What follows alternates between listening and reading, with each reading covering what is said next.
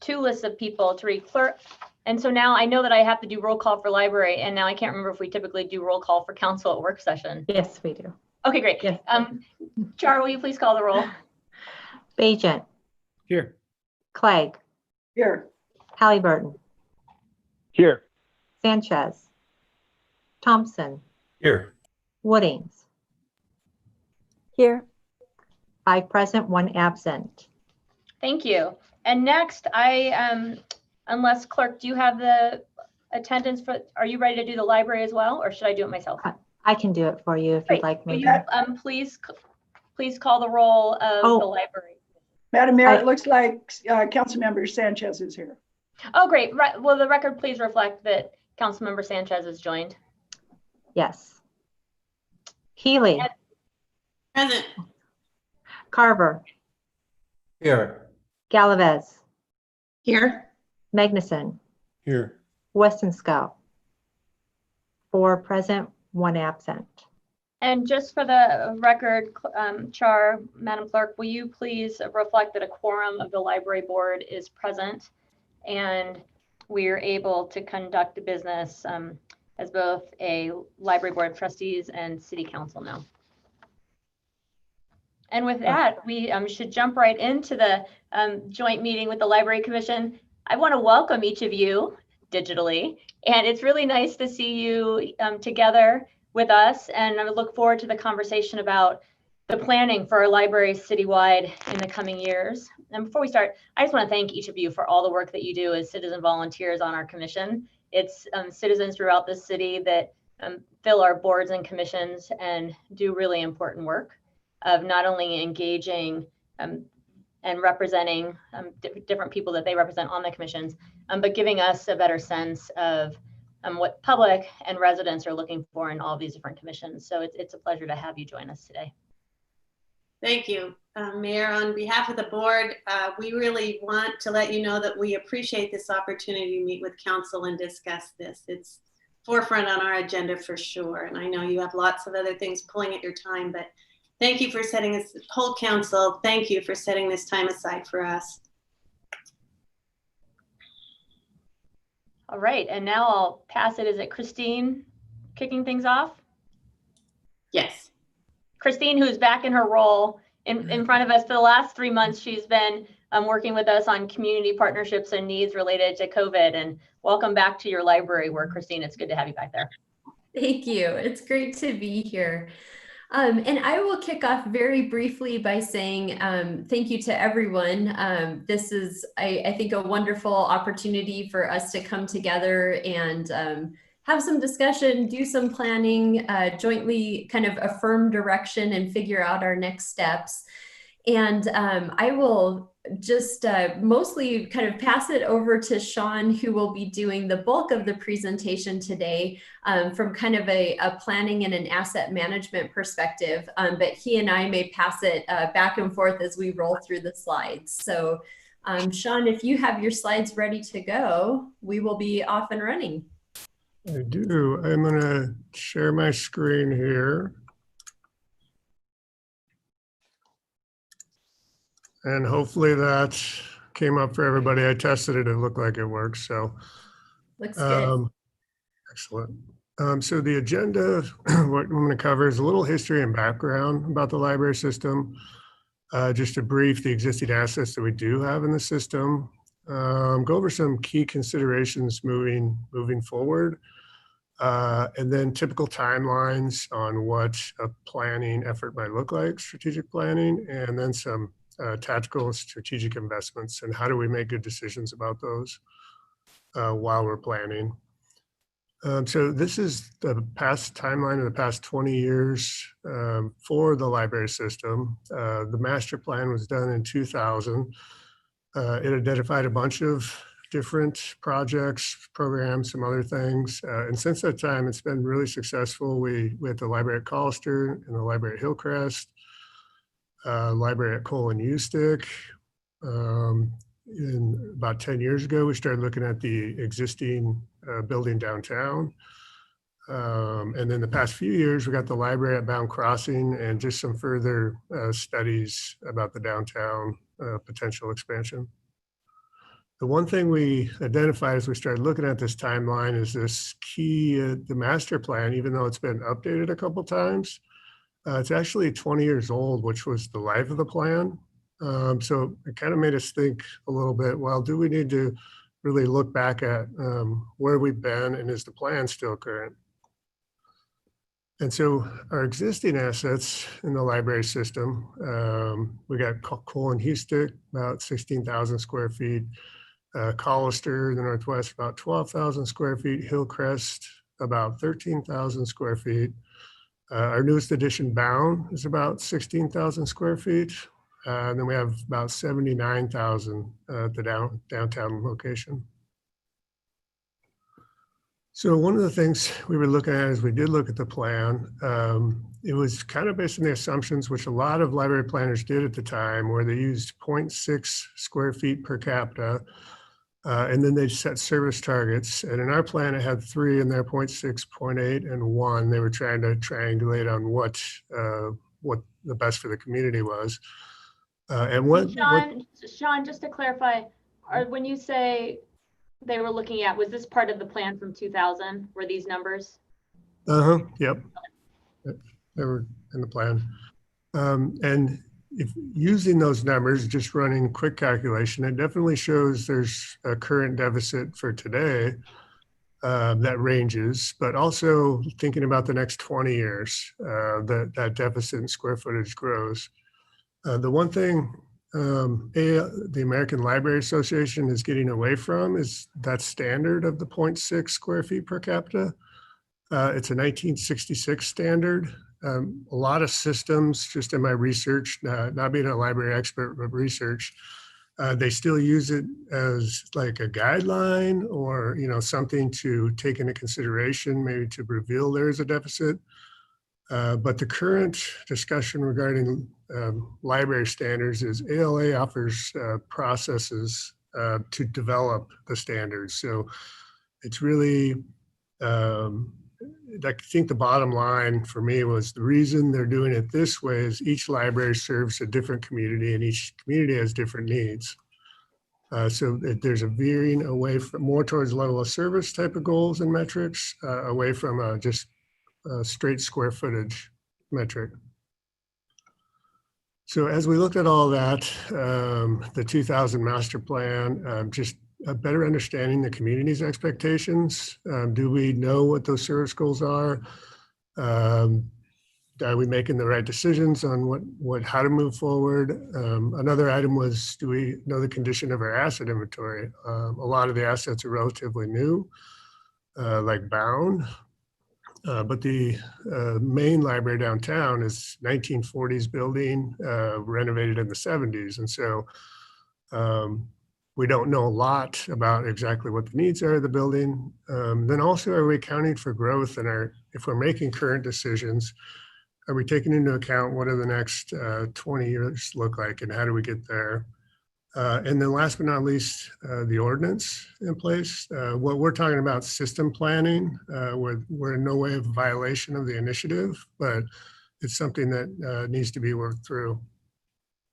Madam Mayor, Sean, back on the last slide, you talked about the condition of our asset inventory. My memory is that we did a fair amount of analysis of the existing main library, and we do know what shape that's in. That doesn't mean that we don't need to perhaps make some short-term investments in it to keep it up to standard, but correct me if I'm wrong. I thought we know a lot about that building. Madam Mayor, Council Member, we do now. There was a 2011 condition assessment that briefly covered some of the major systems. But over the past 4 months, we sent in an engineering and architecture team to completely go through the building in detail. So I have a draft of that product that we're working back and forth to try to identify what try to get a better accuracy on the cost estimates for what was identified. Thank you. So as we looked at kind of typical infrastructure planning processes, we moved from left to right And the years on top are cumulative. There's these big buckets, and it's kind of the first step is that strategic planning or master planning. Second step is how do we define projects or programs or services to fill the gaps identified in the strategic plan. And then the next two boxes are design and construction. It's really that implementation phase. The design and construction would be if we identified capital projects that are needed, but it could very well be implementation of different services or programming that the library would do.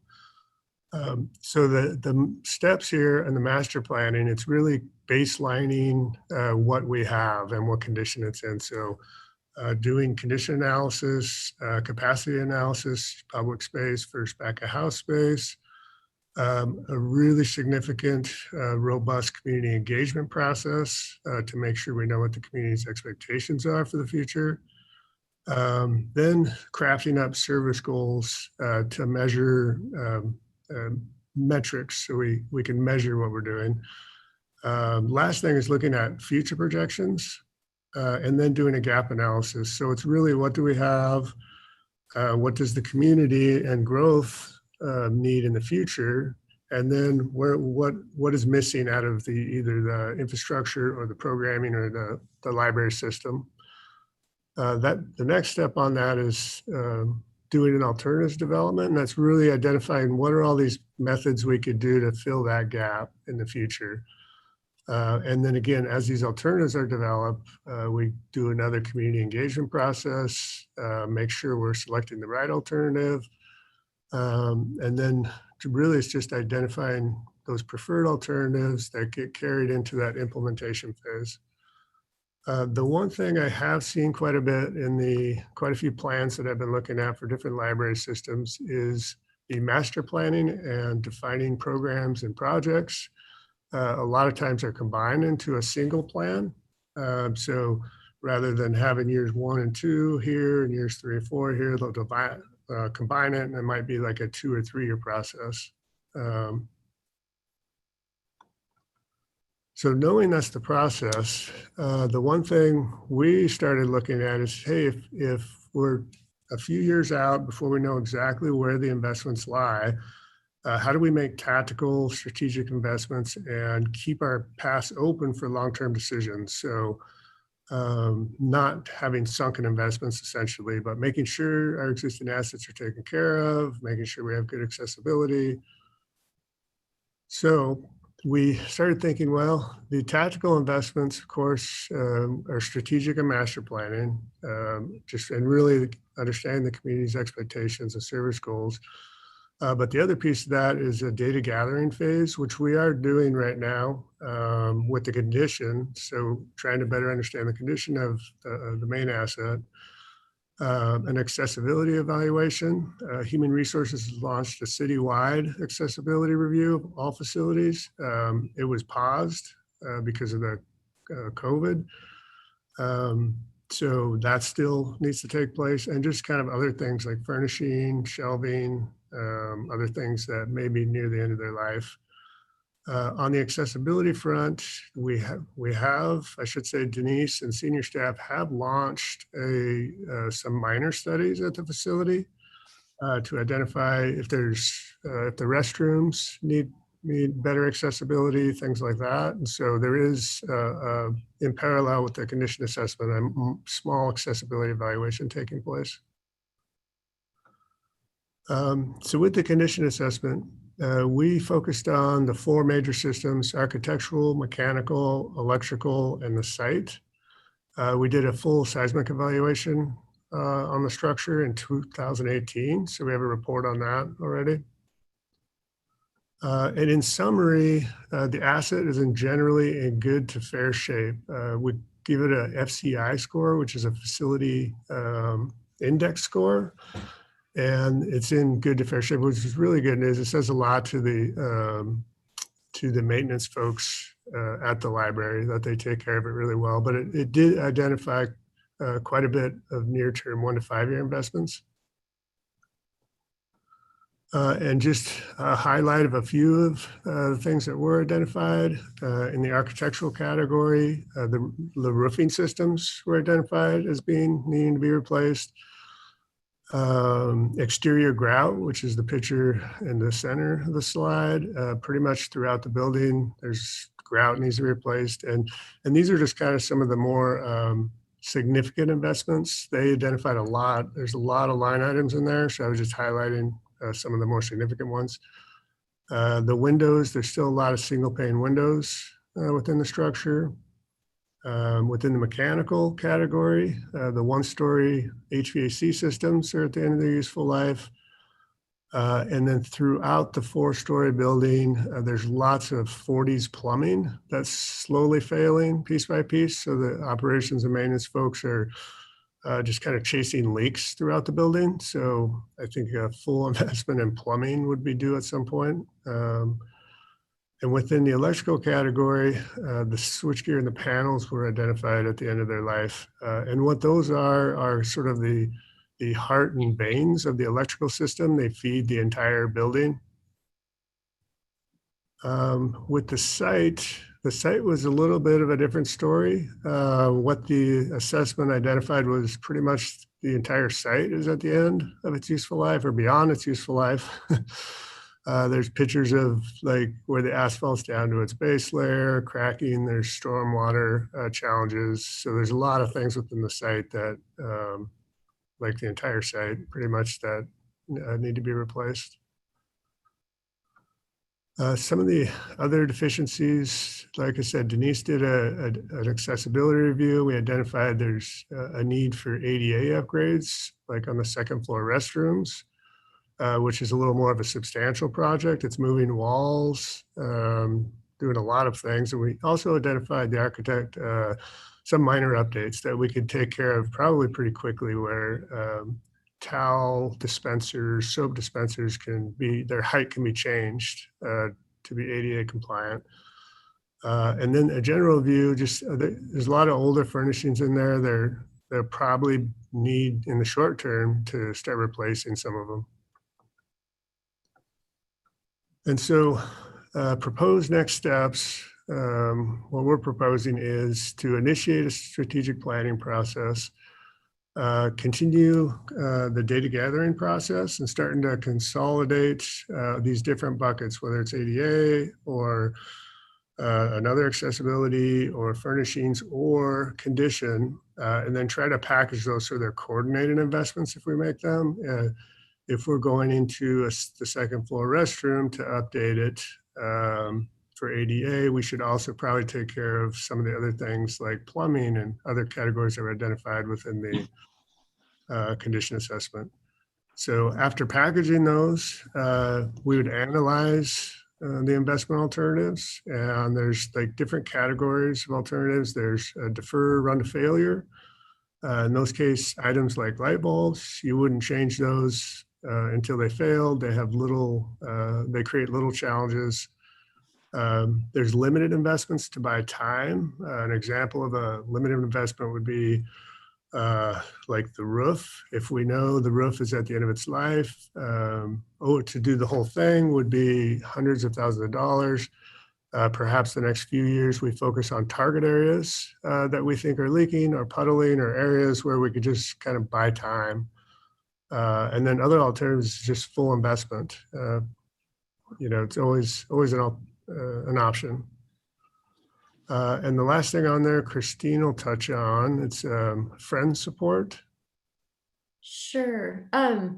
One of the things we've been discussing with the Friends of Boise Public Library, the space that they currently occupy as their warehouse and where they do a lot of the storage and then those sales that they do periodically, that space is going to be repurposed by the owner. And so we are looking with the Friends, trying to find them another space that could serve either just as a temporary warehouse space or potentially that the Friends could relocate entirely. They occupy a significant footprint on the 4th floor of the main library. And so one of the scenarios that we're working through and that Sean's helping them with is trying to identify, would it be better for them to find a space where we could completely relocate them and consolidate them at one site? And if we did that, we may want to do a one-time investment and partner with them to make sure that they are whole in another spot. So part of that is for their continuity of operations, but then I think another piece of that is if we're going to be at that facility for some foreseeable future, we may want to start thinking about that fourth floor space for other uses for the library. And Sean, if you wouldn't mind advancing, I think I can take the next slide as well. So council members, Madam Mayor, when I came forward as one of the directors in just after Memorial Day and presented to you kind of what was funded and included in our FY20 and 21 budget proposal, and then kind of what are other things that are future investment opportunities either in the near or midterm. I just wanted to resurface this slide because I also shared it with the trustees last week when we were reviewing the budget with them. And Margot and the rest of the trustees suggested it might be a good jumping off point for this discussion. In terms of the library has had on our work plan a strategic and master planning project that was on our work plan but not funded in FY20. But I spoke with you all about perhaps bringing that forward in our FY21 work plan and as a budget request to initiate some of that planning work. And then there are a few other items on there that we had also discussed. Friends are on there, and then some potential equipment upgrades or user experience enhancements. And with that, Madam Mayor, members of the council, trustees, I think what we're looking for from you all is some discussion about where we are now and affirmation of direction if you feel like moving to a strategic planning, master planning process would be in order at this point, or kind of any other discussion or direction you would like to provide.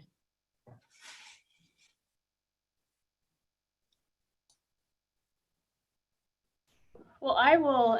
I'll ask a question of the chair, if all right. I'm wondering, Madam Chair, given the review that staff has done and the conversations that the board has had, I'm curious to know your thoughts on, or recommendations on, how best to move forward, or what you and the commission, and honestly, like anybody after the chair, happy to hear from you.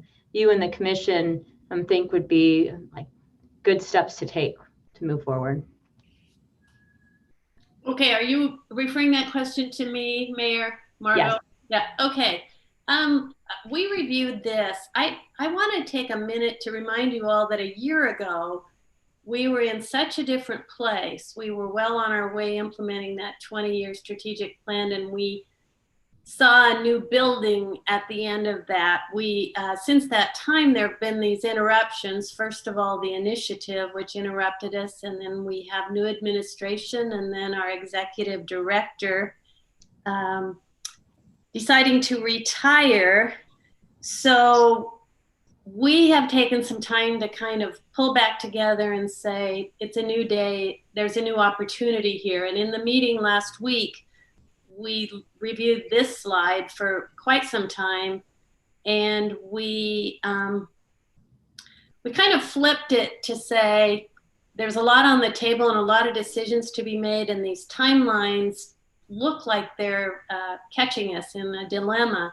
But we're going to choose to move forward with the hiring of a new director, and that brings some of these competing agendas together, because in consultation, we have started that process. We have a contract with a consultant to help us.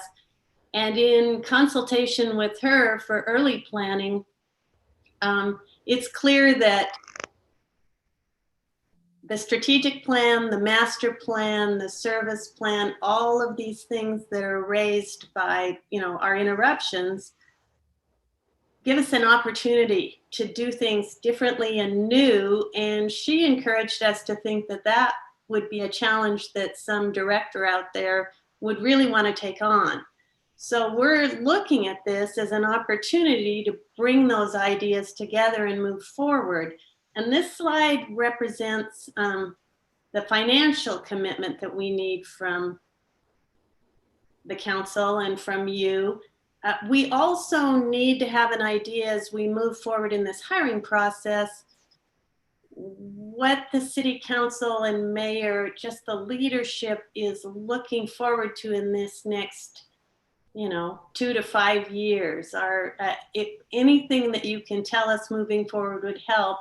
And of course, another question that we have for you is the status of the ordinance. Like, are we going forward?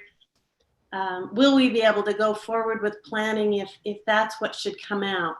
The most significant piece, I think, that I talked with the consultant about was the community engagement that we need to do to plan, to inform these big plans and inform council. And that's another project that if we can have that money to create that strategic plan and that master plan, we're just like at a great point to launch that with this new leader in place at the library. So is that what you wanted to hear from us? I mean, is there more that I can clarify, or other board members want to jump in?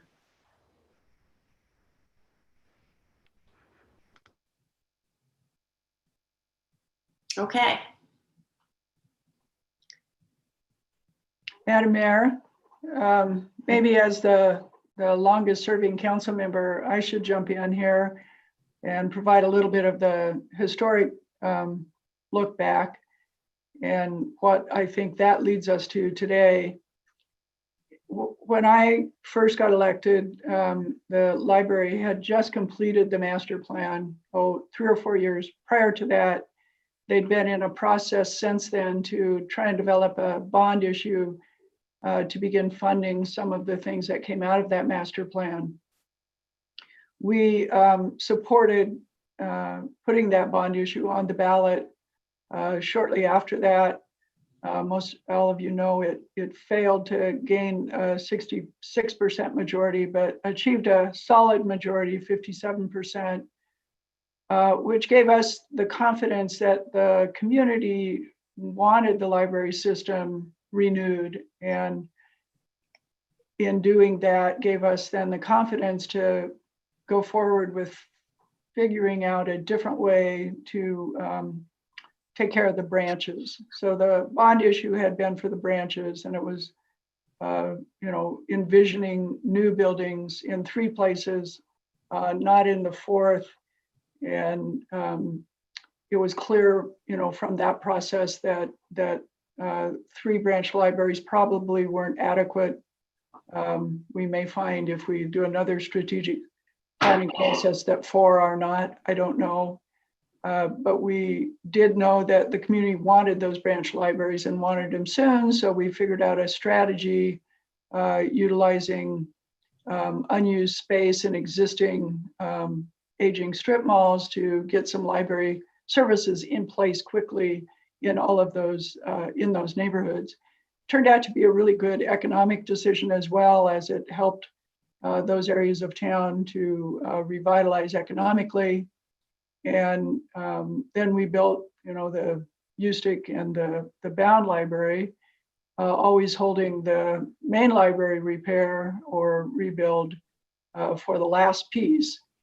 Felt like we had a strategy to get that done. Obviously, we know that some members of the community decided that it hadn't gotten enough public input and ran the initiative. The initiative passed, so here we are. And I guess the thing for me is that it doesn't alleviate the fact that the downtown library also acts as the branch library for at least 2 neighborhoods, and actually probably 3. And so I think going back to that initial bond vote and the initial analysis of what came out of that the community really did support library services and supported having good library services within reach of each neighborhood. I think that, that's still an important piece of, I believe, what the community supports. But without doing a new strategic plan, without doing a new master plan, we're relying on pretty old analysis to conclude that. And so while personally, I would love to go forward with finishing out what we started years ago, in fact, I think it is time to regroup and step back a bit and look at the big picture again and see if that's still what we need as a community long-term to serve everyone's needs. And once we've done that, then hopefully have enough support to go forward and actually implement it. I think the opportunity we have before us is that of that old master plan, almost everything else is taken care of. I know Hillcrest and Collister potentially could be better buildings or new buildings, but at least the services are available in those neighborhoods where they weren't before. And so we're starting from a different place. And because we're starting from a different place, perhaps we'll get to a different outcome, a different decision about what's next in order to go forward. So as I look at this and have contemplated it last month or so, I think it is time to go forward with a new master plan. I love the idea of the Library Commission bringing on a new leader, a new director who's invested in that process, invested in potentially seeing it through to implementation. I think there's a lot to be gained by that, and a lot to be gained bringing someone on with that in mind, because I think we'll attract people who are at the forefront of the library system movement around the country and what's next and what a city our size should be looking for. So I think from a budget perspective, probably the question before us in the short term is, do we have enough room in this budget, given everything that's happened, to budget for a new master planning process? I also like the idea that Sean brought forward that perhaps you combine the first and the second stage of that planning process to shorten the time frame. Because I'm not really excited about an 8-year time frame. But if we could shorten that some way, that would be good. But I am excited about a new strategic planning process because we do have all these new assets and we hadn't really factored them into the strategic plan that we have in place.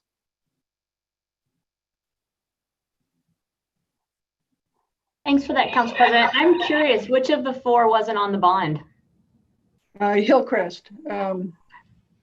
I can't remember. I don't think any of the commission members are still there. Council member Everly and I had a lengthy meeting with the Library Commission asking them to put Hillcrest on, and they felt like they'd done this big, master planning process and it wasn't there. And so in the end, we said, okay, let's go forward without it. But it was really clear from the community that not having a library on the bench probably wasn't a good idea.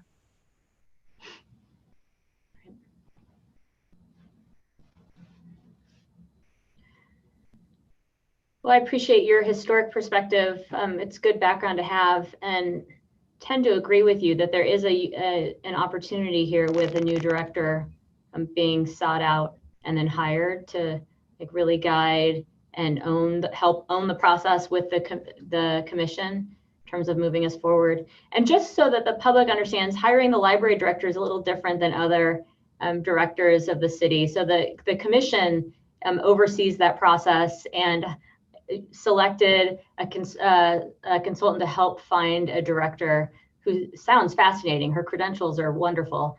And so the commission led by Margot and Christine, with Christine's support as interim, is leading that process, and eventually we'll be involved as well. But I think that this is a good time, especially when we have 20-year planning horizons, and it's time to start that with a new ED at the helm.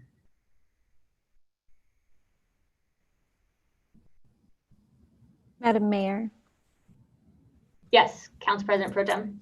I just want to thank Christine and the entire Library Commission. I know that having that level of change in a year for a commission can be a really, really big deal. I've been through something similar with a local organization over the past couple of years. And so I can firsthand appreciate everything that you all have done in managing the change and managing all of the unknowns. I mean, as much as I wanted a new main library because it is my branch library, and as much as I know our community really supports having really world-class libraries, I too think that this is probably a good opportunity to kind of step back and reassess. 20 years is a long time. And what happened 20 years ago and what began 20 years ago now sometimes doesn't reflect our community as well as it could. And so I look forward to seeing the successful recruitment of a new library director. I think that this would be a fantastic opportunity for somebody to join our city and really lead us through the process of imagining what our library system needs to look like to serve all of our residents. And I think that all of your recommendations are crucial to helping us make decisions, because we have to know about this much, about this many things. And so it really helps to have a library commission who's in the trenches, really knows your stuff, helping, basically guide us on what that's going to look like for our city. So I appreciate all your work. I know it's been a lot, and thanks for hanging in there. And I look forward to working with all of you to make sure that we have a plan that really reflects our city today. Madam Mayor. Councilmember Thompson. Yes, thank you. I want to also note, thank you so much to Christine and Sean, Margot, the entire board. You can tell how committed you are and your dedication, and you've rolled with the punches, so to speak, and you've done an outstanding job. I really want to second what, some of the direction provided by Council President Clegg. I really think that's a great approach, moving forward with, of course, hiring a new director, and then getting boots on the ground to provide a new strategic direction on what that will look like. In the meantime, I certainly am supportive and interested in making the necessary investments.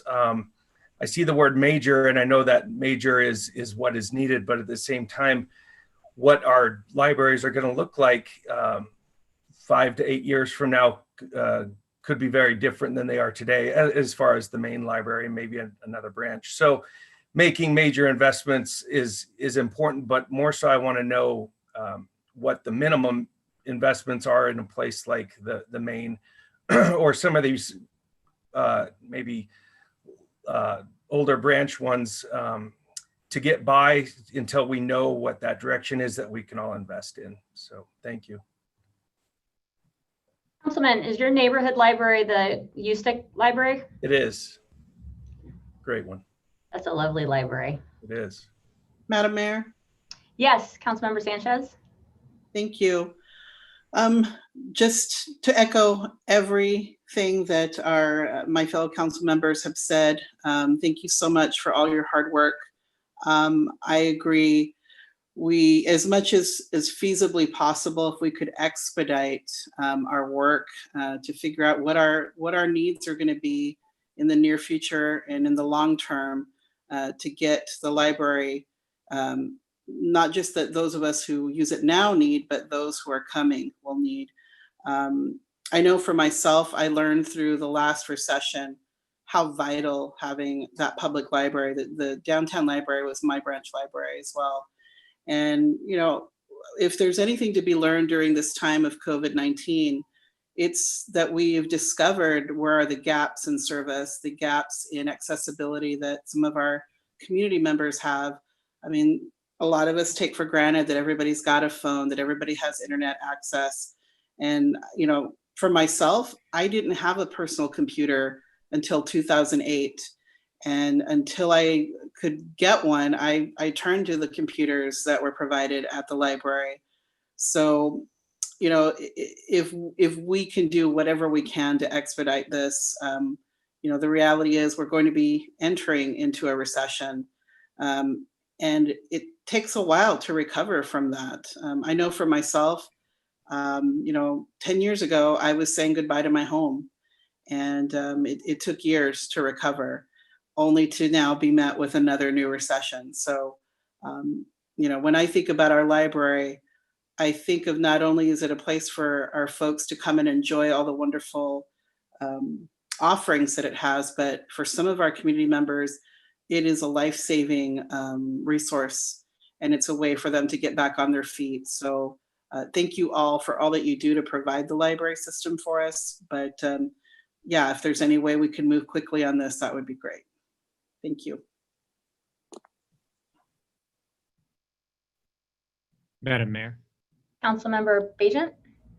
the question that I have difficulty with in all of these conversations about this is that, you know, in my mind, it's not an investment to spend money to buy time. That's just a pure cost. And at the same time, it's not an investment to spend money to move towards a version of a library that's not going to fit. And so when we're having this conversation, the thoughts that are going through my mind are, you know, how much to spend, not necessarily even invest, but how much to spend to buy the time we need to identify and create a plan to execute on the library that's going to fit our community best for a long period of time in the future. And to, you know, to the extent it's helpful, that's kind of the frame that I'm thinking about this in. Targeting places on the roof to fix rather than replacing the whole roof because, you know, we want to buy time is not a good way to do it. But targeting, this is an example, right? But targeting places on the roof to fix in order to buy time to come up with a strategic plan that's going to give us exactly the product that our community wants and that fits its needs and serves our library objectives is a good use of, you know, time and energy and money. And so those are kinds of the thoughts and the thinking that are going through my mind and trying to figure this out. I don't know if that's helpful to others or helpful to the commission, but that's the framework that that makes sense to me is in trying to sort through this. Mayor? May I Madam speak? Chair, yes. Thank you. I appreciate what you're saying, and that was a big concern of all the members of the board in talking about, we especially appreciated the city staff's work to lay out what needs to be done, what must be done. And Sean did a great job in our presentation last week, and he touched on it today that we can do it all or we can do part. And we were really interested in meeting with you to help figure out that balance. Is it 1 to 4 years, or do we need to go 1 to 6? And I hope it's not 8 years, as one of the councilmen suggested, but we are aware of that and really appreciated the city engineers and the team that Sean took in to evaluate to help make those decisions. So we're with you on that. And just to clarify too, in response to Councilman Bajent's questions and thinking, which is it's a solid way to think. I agree with you completely. We are looking at not just not a plan just for the downtown library, but the need to do a system-wide look at what our community across the city needs to determine what, in addition, there's the downtown piece, but given 20 years later, is it just downtown? Are there other branches we should be considering? How have libraries changed? Those pieces. That's my understanding of the scope of what the commission is proposing we look at. And I'm seeing a nod from Margot. So.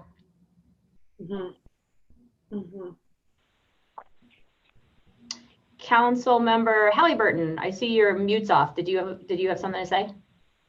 Yeah, Madam Mayor. I'm calling you out, I guess, you. not knowing, but yeah. Yeah, I've got like thoughts turning in my head and I'm trying to kind of process and figure it all out. I guess I did have a question for Margot. Is there a timeline, like a estimate that you think as far as hiring an executive director goes, and when you think that might be in place? We're really excited that we believe we can have a new director on the job by November, maybe December. But we feel like that's moving pretty quickly. And that was a discussion that we had that took into consideration the limitations of working under this pandemic. So we think that by the end of this calendar year, we will have that person on board, and the hiring process is going to lay out so much of our needs and responsibilities that we're looking for that I think that will expedite their work in beginning like the strategic plan. So that is a reasonable estimate. It wasn't a fast estimate, so it could be that if things fall into place, we could even have that person on board a little sooner. So thank you for that question. Yeah, thank you, Margot. And Madam Mayor, I guess what's kind of in my head right now is this kind of like confusion over how time works anymore.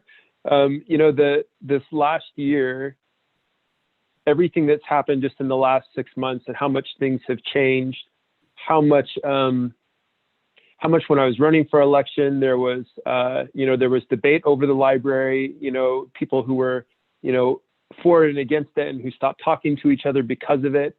Now conversations that we're having with, people wanting there to be more community resources and to be investing more in things like that versus police funding, and how fast like the conversation is just changing rapidly. And I think that one of the things that that I've always thought about the library, it's actually where I started the Boise Bicycle Project during Resource Thursdays, and how big of a role it plays in helping communities emerge and in helping communities create opportunities for future generations. And it just seems to me like that's something that we desperately need right now is our libraries to play these important roles, but also the libraries having to change and adjust so quickly with COVID. And so my mind can't quite wrap around the time frame of this needs to happen so fast, it's so urgent. And then also making sure that we're creating space for evolution. And I guess that's why I look at that new executive director or that new director position and how important that is to really have somebody who has that vision to kind of help push these ideas forward, because I'm not an expert in this area. But I really would be interested to see, I think, things with the library move as fast as possible. Madam Mayor. Council President. I'd love to see it move as fast as possible. Margot, I'm the one who mentioned 8 years, and I said that because that was the outside time frame that I saw on the slide, and it really gave me pause because I think that's too long. On the other hand, I think Councilmember Halliburton brings up a really great point that actually COVID may have given us an opportunity to redo this master plan in a much different way than we might have, even if we decided a year ago that in order to move forward, we should redo the master plan. I think the world will change. We've got these twin crises facing us right now, and reacting to not just how to move forward in a world that will likely have some other pandemics, but also to move forward in a world that must find a way to provide equity for all of its citizens, provides us with a tremendous opportunity to reimagine what it is our libraries are, beyond being just libraries. I think Councilmember Sanchez spoke about it briefly, and we've seen a lot of that in the last 3 or 4 years, people using libraries in order to look for work, in order to go back and retrain, in order to connect digitally, because they don't have those connections otherwise. I believe coming out of this, we'll probably see even more of those kinds of innovations that we'll be asked to fulfill at our various city facilities, and libraries are one of those vital ones. So, you know, this may not happen as fast as we all want, because that kind of change, in order to make it sustainable and resilient, shouldn't be done in a reactionary way. But in the meantime, I think there are things that we could experiment with, and I think those experimentations could feed a strategic plan in a really positive way. We don't have anything to lose, in essence, by trying things over the next couple of years. What works we can throw into the plan, and what doesn't we can throw out.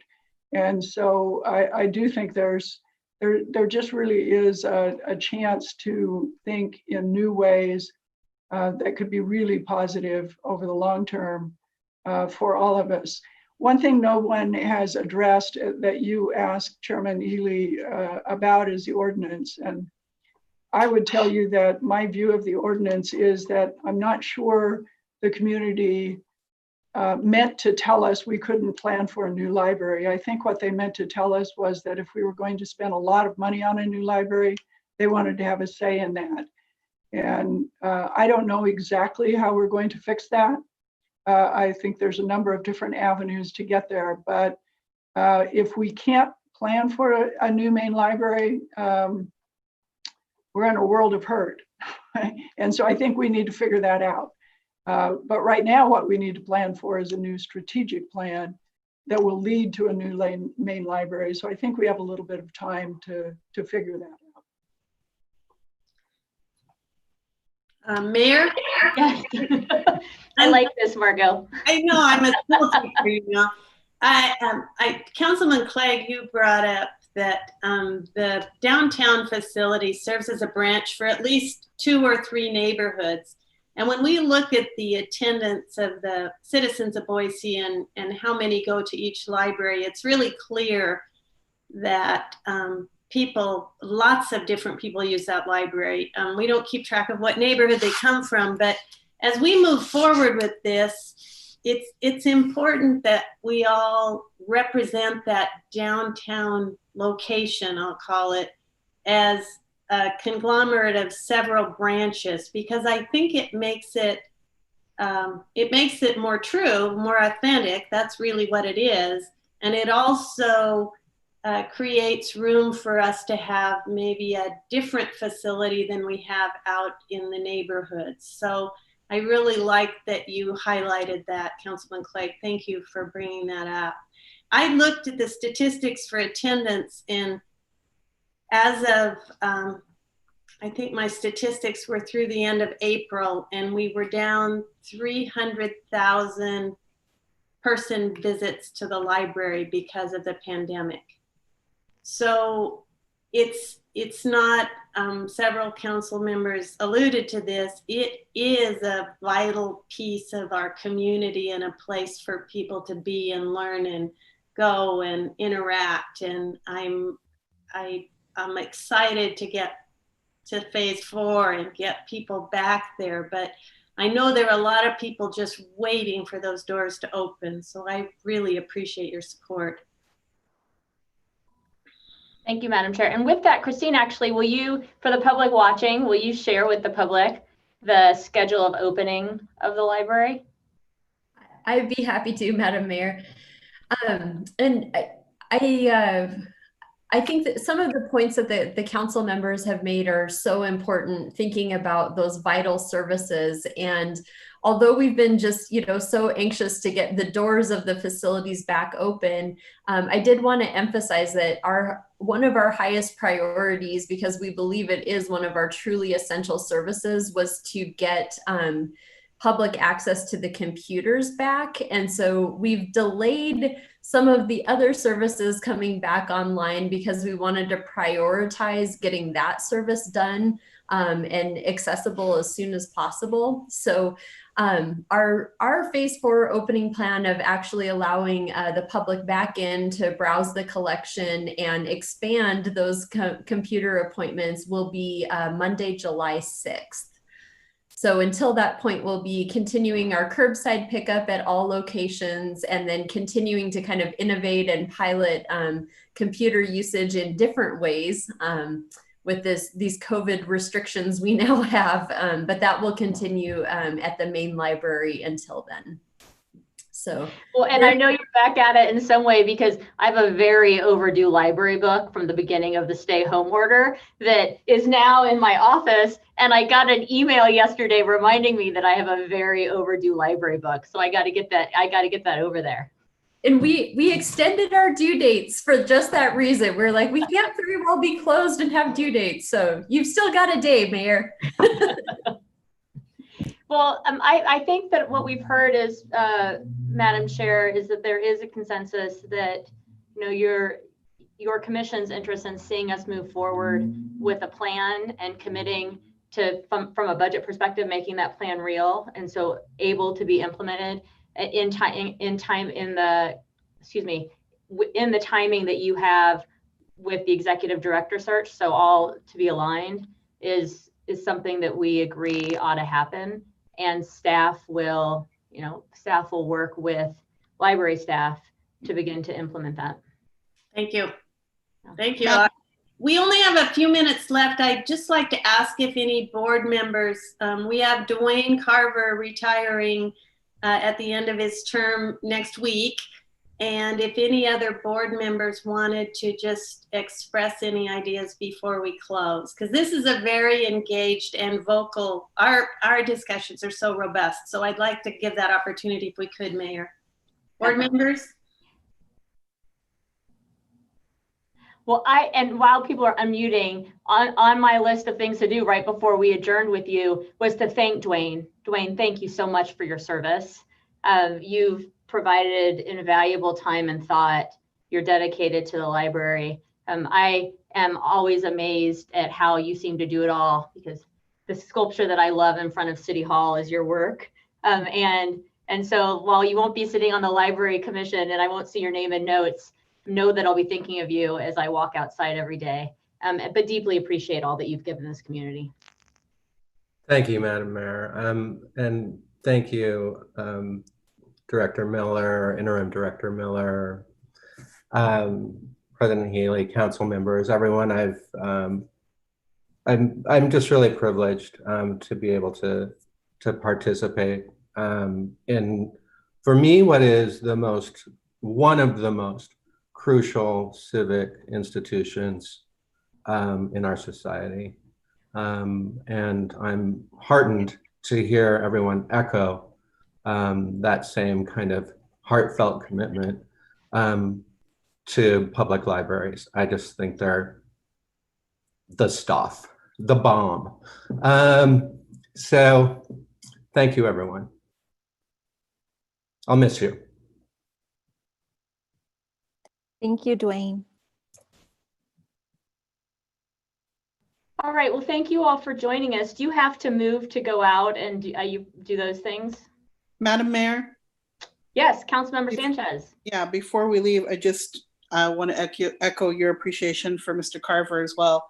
I've only had a few moments a few opportunities to actually chat with you during commission meetings, and it's been a pleasure.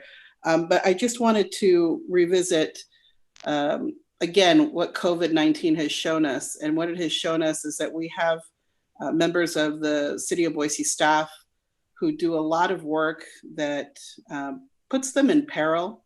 And it's not something that we really recognized before.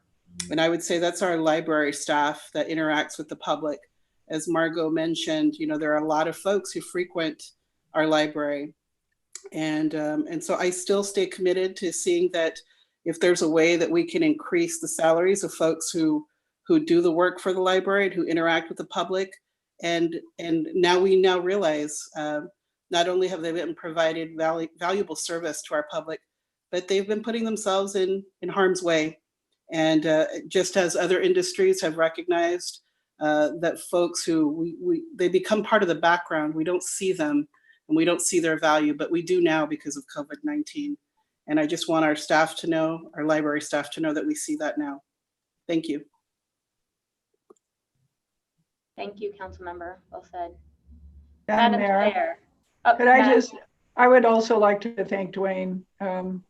It's been a pleasure to work with you over the years. I know that we'll still see you around, and echo what Mayor McLean said, that every time I walk by the statue, I think of you too. So those kind of legacies are good.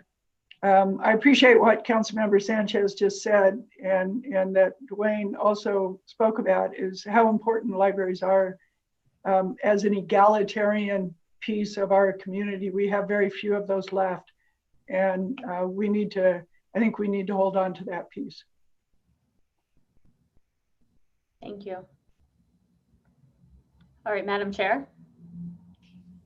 Yes. Do you need to move to go out, or I just don't want to miss? Oh, we do. We need a motion to adjourn. If somebody on the board could do that for us. And for the record, this is an adjournment of the Library Commission, not the City Council work session. Yes. So moved. Thank you, Dwayne. A second, please. Second. Seconded by Sonia. Thank you. All in favor? Aye. Aye. Aye. Aye. Meeting is adjourned. Thank you very much. Thanks again, Council and Mayor and staff, for all you do to support the library. We love the library and we really appreciated having this time with you all. Thank you. Thanks so much for joining us. Really appreciate it. Yeah, thank you, everybody.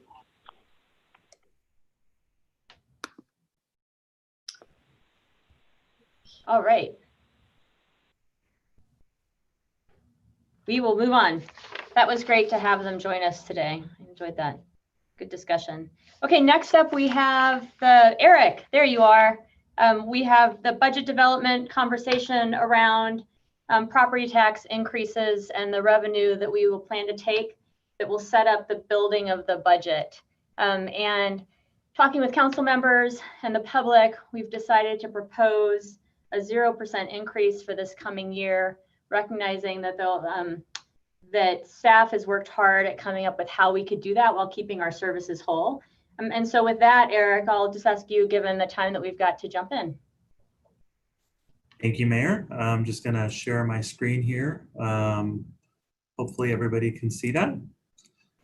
Before I jump into the property tax discussion, I'll just maybe close the loop on the discussion that just the council and the board just had in terms of funding for a master plan in fiscal year 2021. And due to the timing of where we are, I think what we would propose would be to allow a little bit more time to kind of scope the budgetary needs around producing a master plan, and then return sometime during fiscal year 21 with that request for council for funding for that. That seems like a prudent way to go about it, and I would imagine, in coordinating with Christine and the commission, the timing probably aligns more appropriately with their hiring process as well. Yeah. Okay, great. Thanks. So the main topic of this discussion is obviously property taxes, as the mayor alluded to. There are really two goals that we have for this presentation. First would be to reach consensus on our property tax approach for fiscal year 2021. And then second, we can review kind of the next steps in the budget process. And I only have a handful of slides. I want to leave as much time as possible for discussion here within the 30 minutes that we have. So to recap kind of where we've been over the last, several times I've been in front of the council, our budget discussions had contemplated a 2% property tax increase rather than that max allowed increase of 3%. In recent weeks, we have been, modeling different scenarios based on public input and economic data and the mayor and council's desire to provide meaningful relief to our community. We've evaluated different scenarios to reduce property tax growth further from that 2%. The mayor is currently recommending a 0% growth rate. To provide additional context to kind of where we are right now, you may have seen that earlier this month, the governor unveiled a plan that would allow for a portion of the coronavirus relief funds to be used for additional property tax relief. We are currently evaluating the parameters of that program to make a determination of whether or not we would bring, make a recommendation in terms of utilizing that program. I think either way we'd return to the council later this month or early in July for a discussion once we've fully kind of absorbed the particulars of that program. And we can have a more thoughtful dialogue around that. So to kind of recap where we are and where we were, moving to a 0% base growth for property tax would have essentially a $3.2 million revenue impact to the general fund when compared to where we were in our most recent budgetary discussions. Now, moving to a 0% growth rate doesn't mean that there would be no growth at all. What it means would be there would be no growth to essentially existing customers. What would be allowed would be new construction annexation. And when we say that, as growth comes into the city and as new homes or businesses are built and new payers are coming into the system, there is an opportunity to collect taxes from those new payers to help with growth-related costs. So for every 0.5% reduction from the 2% that we were previously carrying, that would have approximately an $800,000 revenue impact to the general fund. Therefore, to go from 2% to 0 would have about a $3.2 million impact. For every 0.5% reduction from the average home standpoint, every 0.5% would have a $6.69 approximate impact. And on the average home, to go from 2% to 0 would have an annual impact of approximately $27. The caveat that I'll describe here would be that taxes definitely do vary by home, due to many differences, including assessed value, rate of growth, and then the issue that we've talked about really extensively over the last several years has been burden shift, commercial burden shift to the residential sector. So to move from a 2% growth rate to a 0% growth rate, as I mentioned, would have a $3.2 million general fund revenue impact. So in order to ensure that we would go into fiscal year 2021, we do have some recommended offsets for that 3.2 million. And they're really called out here. The first being a $2 million one-time reduction to the annual transfer from the general fund into the capital fund. That $2 million reduction would not result in any projects being deferred or canceled or anything of that nature. Due to strong, financial leadership and just prudent management of the capital fund, there is a balance available that, we could utilize a portion of that. In addition, we're looking at, using some of our contingency accounts, and I've called them out here, strategic planning contingency, the COVID-19 contingency, as well as the operating contingency. And then finally, over the last week or so, we have done an evaluation of some of the strategic initiatives that were described at the council meeting right after Memorial Day. And in reviewing that, we found that actually there are a couple of areas that we could still move forward and advance the goals without having to add that funding in fiscal year 2021 due to funding being available in the current fiscal year. And that would essentially allow us to reduce the funding that had been proposed in fiscal year 2021 by $250,000. So, I guess to repeat, for the citywide strategic initiatives and the energy initiatives, as well as the capital fund, it doesn't represent a retreat from any of the objectives that have been discussed in prior sessions or pulling back from anything. It's just relooking at the landscape of available funding. Mayor. Councilmember Halliburton. Oh, sorry, Halliburton. Yeah.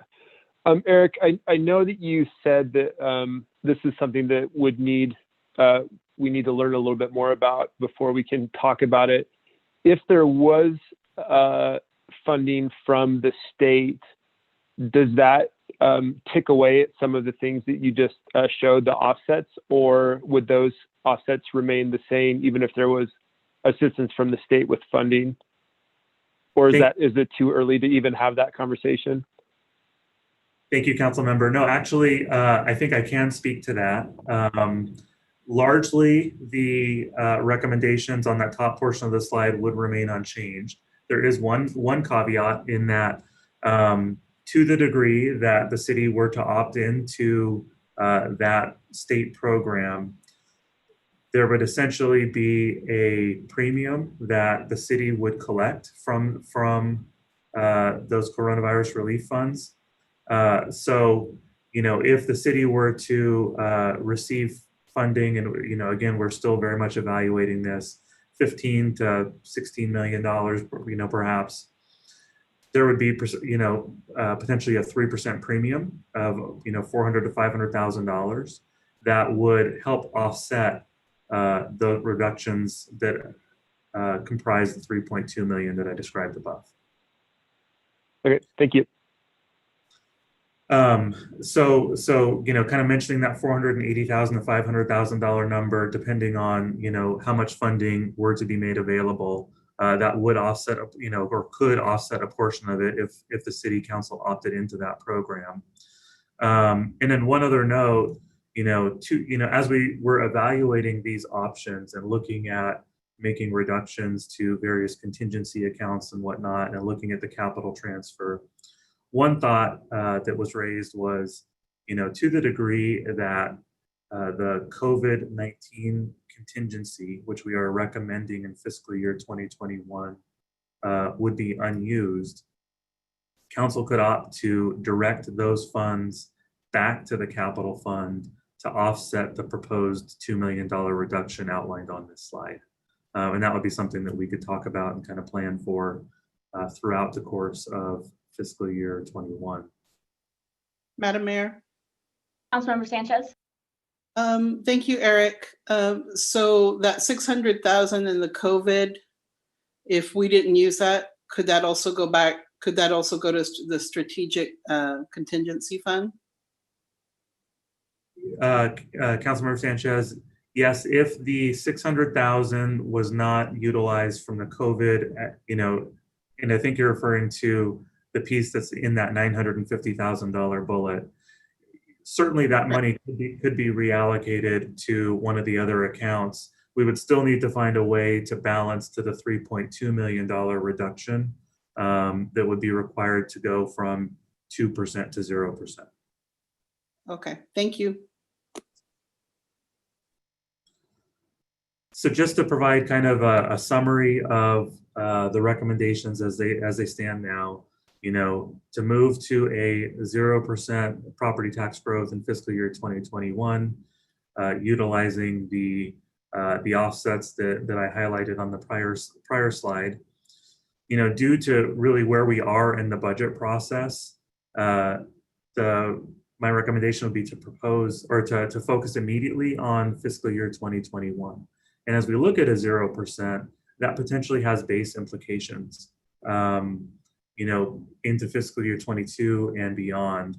For the sake of expediency, I would say that, if we focus immediately on fiscal year 21, and then over the coming months, we can look at fiscal year 2022 and beyond as we weigh, new data that comes in, our success in realizing savings in other areas, evaluating options around foregone and lots of other areas that we would have to evaluate and discuss at the city council level.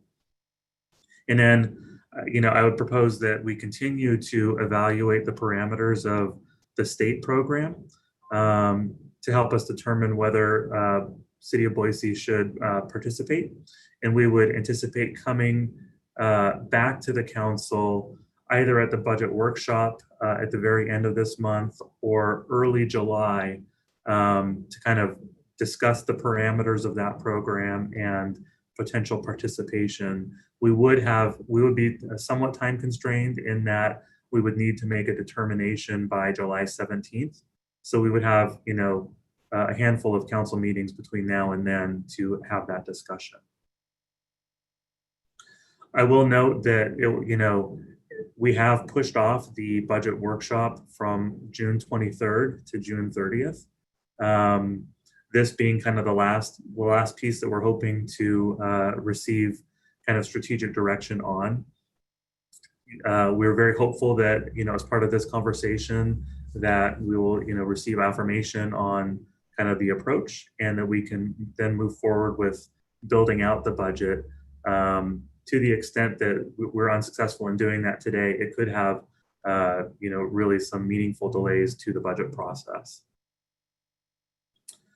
My last slide, I'll just kind of hit on those budget dates. So obviously today we're talking about the property tax base growth approach to be included in the fiscal year 2021 budget.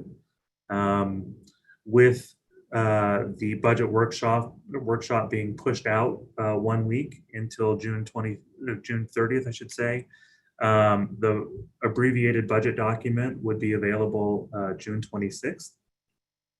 June 30th, we'd have our budget workshop. We would discuss, the overall parameters of the budget. And there are a few other topics that we've talked about discussing as part of this process. The Parks and Recreation Capital Program in terms of what's outstanding, fire facilities, and then we have an update on 1 or 2 priority-based budgeting projects. July 21st, coming back for the public hearing, and then in August and into the first day of September, having our budget readings and eventual budget adoption. And Eric, I've got a question, excuse me, just to jump in. Where is it, would we have to have the conversation about the governor's piece on June or July 14th? Because is the deadline for that the 17th? But is it your intention to come to us before that with detail on it as well, so that we're able to really think through what that looks like? Thank you for that question, Mayor. Yeah, my hope would be that we could, if not at the budget workshop on the 30th, then on the 7th, have some sort of a discussion which would allow us the 14th to make a final determination in advance of that June 17th date. Okay. That really. Mayor? Oh, go ahead. You want me to go ahead? Eric, Okay. do you want to wrap? And then I heard Council President. Yeah. Thank you, Mayor. All I was going to say was that concluded my presentation. I'd be happy to stand for any questions. Thanks. Okay. Go ahead, Council President. Thank you, Madam Mayor. So, Eric, I certainly support going to the 0%. I think in this year, we really would be remiss not to do that. We've got a lot of people who are struggling, and frankly, I think it's important for people to understand that we're not only doing everything that we can, but perhaps in the end, help us all understand the property tax system a little better. And hope that maybe there will be some reforms at the state level. The other, I guess, comment I have, so based on that, I think building a budget based on 0% would be a direction I would certainly support. However, given everything else that's happened, I would like to see some room in that budget for us to continue to have conversations about strategic investments. I know the mayor produced a list of strategic investments that she'd like to make. I think those are important things. I think that at a time like this, making those kinds of investments is incredibly important for the future. But my guess is, given everything that's happening, it would be nice to have room talk about those a little more broadly and perhaps to talk about adding some or delaying some or whatever. And I don't know if there's an opportunity to build that kind of flexibility into our discussion at the budget workshop. We've never had to do that, frankly. So I recognize that it's asking a lot, but I think all of us have received a number of emails asking for a change in strategic investments in terms of public safety versus social services. And I would like to at least be able to have the conversation about, are there some things that we could do early on in the beginning while we begin having those discussions about bigger changes that could make a difference.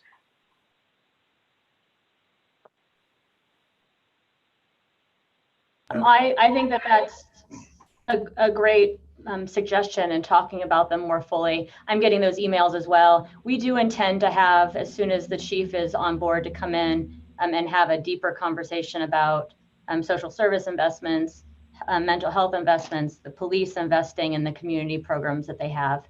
And also there's still two, if I remember correctly, in Eric's presentation, there's that, the council has that $500,000 fund, and he's proposing only reduce it by 250,000.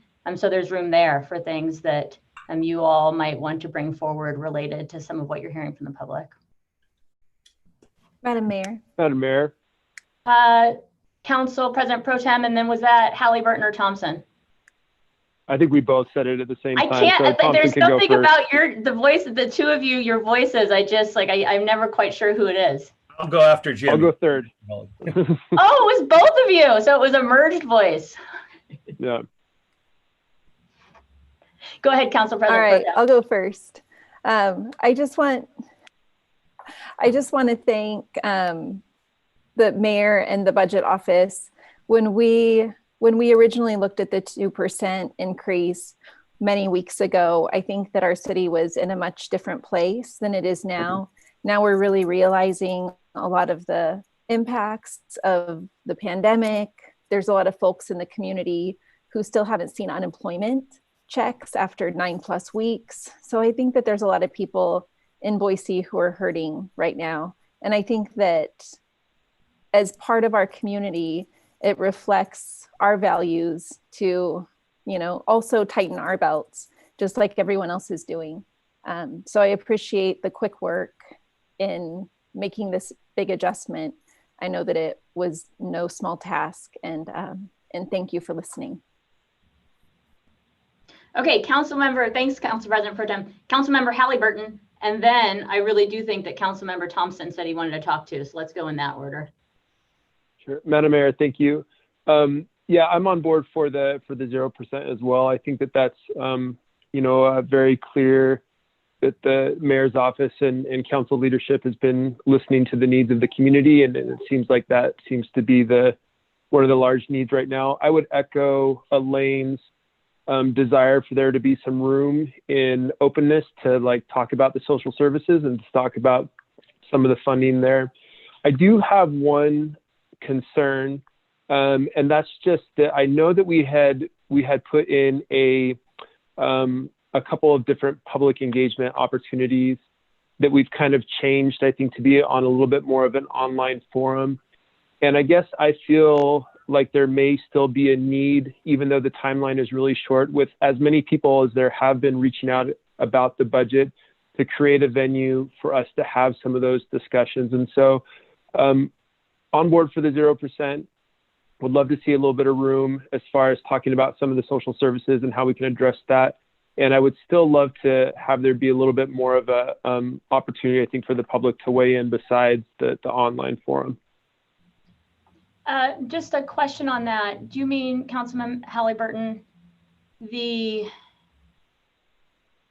I'm not remembering when the online forum is. I believe that we were going to create, originally we thought we might have a couple this month, and then we've, from a timing perspective, pushed those back because of the uncertainty, and now with the 0%. But do you mean before the budget hearing, just so staff can get a sense of what you're interested in, and then we can see if it makes sense to work on something? Yeah, Madam Mayor, thank you for the opportunity to clarify that a little bit more. I had thought that we had talked about doing a virtual town hall and a telephone town hall to create some more opportunities for conversation between the council and the public. I know a lot of us are doing that on our own, which is great. And I know that a lot of us are getting tons of emails about it. I do think that there's something to be said for conversation, even if it's virtual, which is not my favorite. I'm not great at it. But I think any time for interaction and dedicated time to do that would be something that I would be excited to participate in. And if there was a way of factoring that back in, even though the timeline is short, I would love to explore ways to do that. Okay. Councilmember Thompson, oh no, you're back. Hi, thank you, Madam Mayor. I'll also just note that I full-heartedly support and appreciate. Sina there? That's my my puppies. Oh, I thought I was going to get to see Sina. I full-heartedly support and appreciate the recommendation to do 0% this year. I think it's a good one and very much matches with the time. So I appreciate that recommendation, Madam Mayor. And Eric, your hard work in this very fluid situation is very much appreciated. I was happy to see that the City Council Strategic Initiatives Fund was included, as I wanted to ensure that us as a council were also a part in that process to tighten our belts and ensure that we're making cuts as well to help the citizens of Boise. So just wanted to make sure I had voiced my support for the 0%. And I really hope that we are able to participate in the state funding program that the governor has outlined, and look forward to those details. Thank you. Madam Mayor. Go ahead, Councilmember Sanchez. Thank you. Yes, thank you, Eric, for all your hard work. Thank you, Mayor, as well. Thank you to our council leadership for expressing the rest of council's take on the budget. I'm in full support of the 0% as well. As I've shared during these work sessions and with Madam Mayor, my concern is, what's going to happen as we enter this new recession.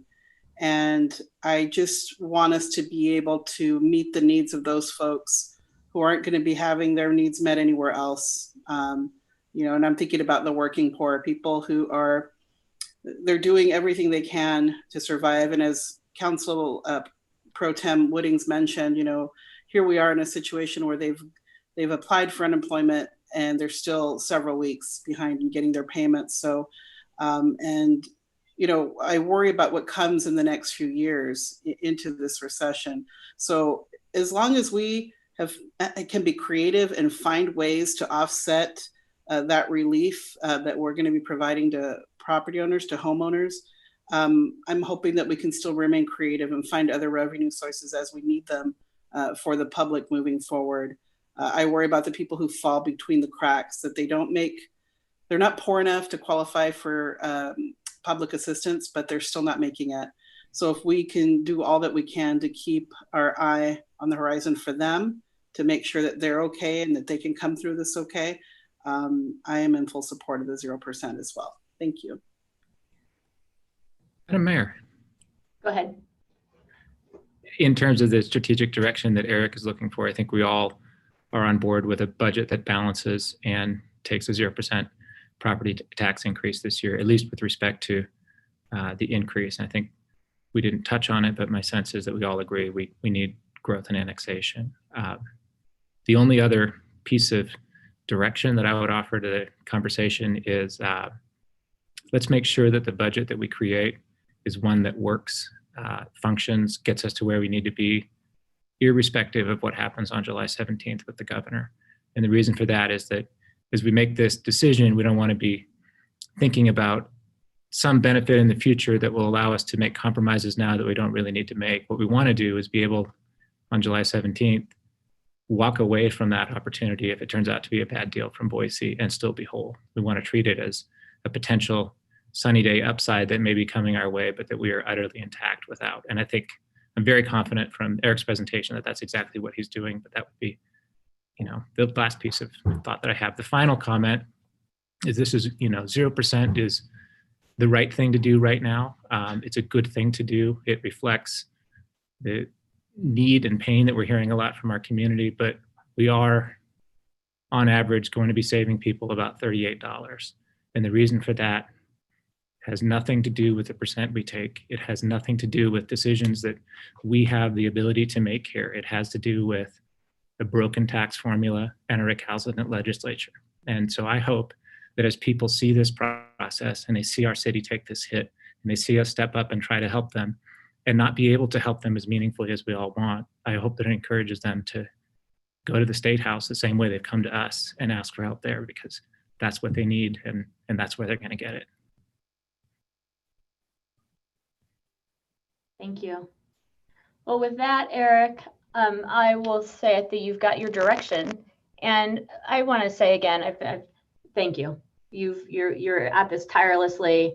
I've joked to staff that I'm going to lock you out of the building once the budget process is over because you need a break. But truly appreciate your dedication to this and the roller coaster that finances have been on because of all the unknowns around COVID. So appreciate the work, and we will see you back to talk more budget stuff next week. Madam Mayor, Yes. sorry, one more thing.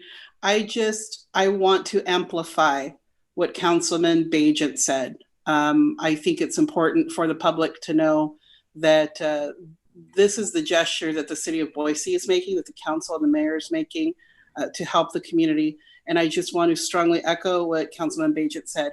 We need the public to be engaged, not just with the city, but with the Idaho legislature, because that is where the most significant change can take place. I know this information is overwhelming and it's hard to understand, but that is in fact the case. And do what you can to educate yourself. Listen to people who are experts to teach you this, because this is very difficult stuff to understand, but you have to be engaged at the legislative level, not just at the municipal level. Thank you. Thank you. Madam Mayor, yes. I would be remiss if I don't also thank Eric. It's been a tough pivot for him, and really appreciate your work. Thank you. Okay, thanks, Eric. We'll see you next week, right? Or the week after? The week after. Okay, so now we have one more item before we go into executive session, and that is on policing policies. I want to say thank you to council leadership for proposing that we have this discussion now. It's timely, it's important. You see Acting Chief Weiniger is here, as you all know, and I think, is Allison Tate joining us as well? As you all know, she's here. What? She's here in the there? room with me, sorry. Oh, gotcha. Yes. We will have, this is the goal of this session is to, one, I should be clear that it's the first of many. And as Chief Lee joins us on July 1st, there will be more opportunities, and especially with the new chief, the time is right to really review policies and look at what could or should change within the department in terms of policies that are rightly before council, and other programs within the department. We asked that the department come today to help clarify and provide for the public where the department currently stands with regard to the 8 policies that many of us are hearing that we implement. And then from there, with the new chief, we'll go deeper into an assessment, as Councilman Halliburton brought up, some conversations around budgeting and funding, also that the council president brought up, would be the next steps. And with that, I turn the floor over to Ron and Allison. I guess we're not going to see you both since you're in the same room, unless you have your masks, and to walk us through. Madam Mayor, thank you. Council President Clegg and members of the council, thank you for having us today, and also to the members of the public who may be watching. We have provided a memo previous to this discussing our alignment with the Campaign Zero policy recommendations that have been made. Many refer to those as the 8 can't wait. And so we're here today to provide some information and answer questions that you may have about those policies and practices that we have in place that complement that alignment. I want to start by addressing those recommendations. We group them by topic for purposes of this conversation, so they're not necessarily in the order that you may have seen them and that may be around. Is it something that you have? Is there a slide presentation, or do I need to share my screen with you? Is that Jay to the rescue? Ron, you need to share your screen. Okay. We'll hope that this works then.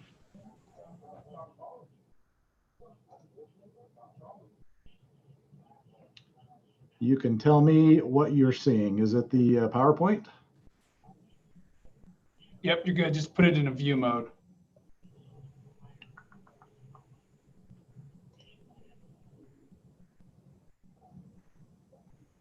How's that?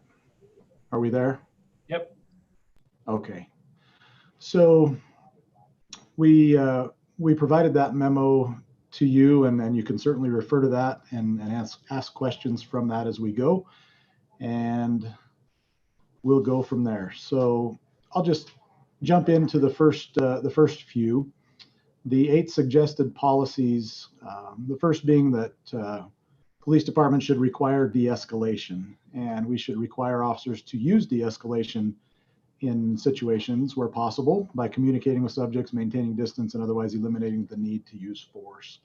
So that is something certainly that we already have in policy, and we already teach and practice in all that we do.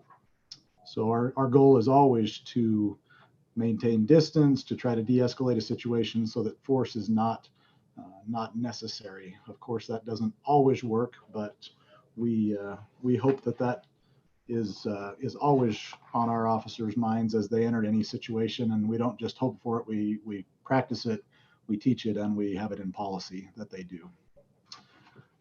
Secondly, a recommendation to require a warning shot before shooting. Obviously, lethal force or deadly force is a last resort or a last option, and we Madam don't Mayor. ever want to I'm go sorry, there. just this is Councilman so Pager? important. I think the chief just misspoke. You're not requiring a warning shot before shooting. You're requiring a warning shout, right? I'm sorry. If I said that, that's not what I meant. To require a warning before shooting, before using deadly force.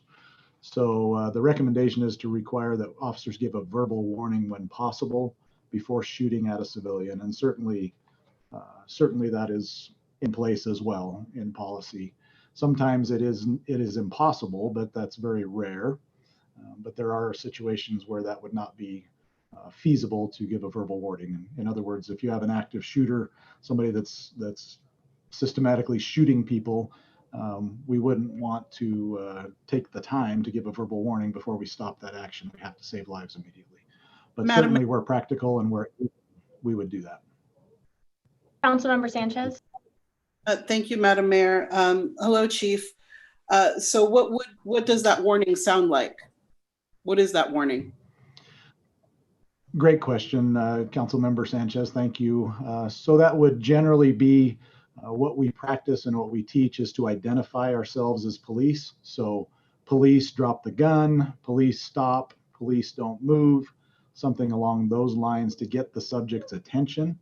And generally speaking, if they are focused on somebody else or intent on causing harm to somebody else, we want to redirect that attention to us so we can thereby save somebody else's life.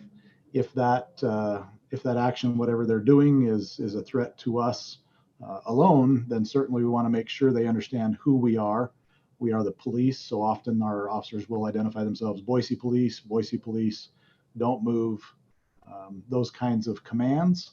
And then obviously we would roll right into a de-escalation situation where you try to have a dialogue with somebody if they don't pose an immediate threat, if they're not pointing a gun or attempting to use a weapon against us. But those are generally the warning, like, identifying us as police and then giving them the direction that we want for them to take, which is drop a weapon, don't move, those kinds of things. Does that answer your question? Thank you, Chief. You bet. And moving on, the requirement to exhaust all alternatives before shooting. The recommendation is that it would require officers to exhaust all other reasonable means before resorting to deadly force. Again, deadly force is always a last resort for us. And Our officers are required, when possible, to use de-escalation techniques, as we mentioned, during all use of force scenarios, and that includes providing verbal warnings prior to the use of force, dialoguing, trying to have those conversations so that force is not necessary. Of course, you have the extreme that occasionally does happen, where if somebody's shooting at you, you don't pepper spray them or tase them or pull out your baton if you're taking rounds. You have to deal with that threat as it comes. But certainly under all other circumstances, that would be a requirement, and it's certainly covered in our policy. The last one on this screen we'll discuss is the requirement to establish a use of force continuum. The recommendation is develop a force continuum that limits the types of force and or weapons that can be used to respond to specific types of resistance. Our officers, frankly, we have in the past, many years ago, we had a use of force continuum, and I think best practice and modern policing, that has given way to a more appropriate situation where we teach ethical intervention during de-escalation. We teach implicit bias training. We also have policy that states an employee shall report to their supervisor. Things that come up, I'm sorry, I'm skipping ahead a little bit, I apologize. An officer should never employ unnecessary force or violence and should use only such force in the discharge of their duties as is objectively reasonable in all circumstances. So we feel like we're actually being more accountable and requiring more accountability from our officers with the use of force training that they receive and the use of force requirements that they operate under. So having said that, we're happy to have discussions about use of force continuum and what that means to folks. And it might just be that there's confusion about what that means and we can come to some understanding, but we have definitely made the conscious efforts to have in place our use of force policies as they are and have kind of gone away from a use of force continuum as such, at least as we understood it in the past. Are there questions on that one? If not, we'll just going to show real quickly the BPD's policy on use of force, and this is not in its entirety, but just the excerpt from our policy manual. And just so we understand what force is, it's that deliberate, intentional application of effort by an officer on another person. That starts with our mere presence.